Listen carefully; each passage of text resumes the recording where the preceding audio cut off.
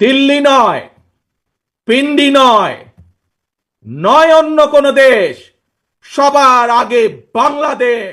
আমার সামনে উপস্থিত ভবিষ্যৎ বাংলাদেশ, বাংলাদেশের ভবিষ্যৎ প্রিয় তরুণ প্রজন্ম,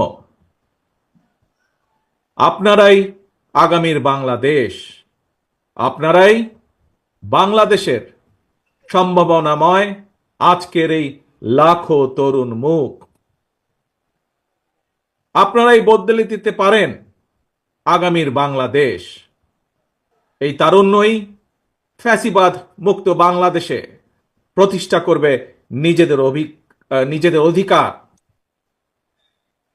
প্রবীণের প্রজ্ঞা, পরামর্শ আর তারুণ্যের শক্তিতেই ইনশাল্লাহ নির্মিত হবে ৭১ থেকে ২৪ পর্যন্ত লাখো শহীদের আকাঙ্ক্ষার সেই প্রত্যাশিত বাংলাদেশ।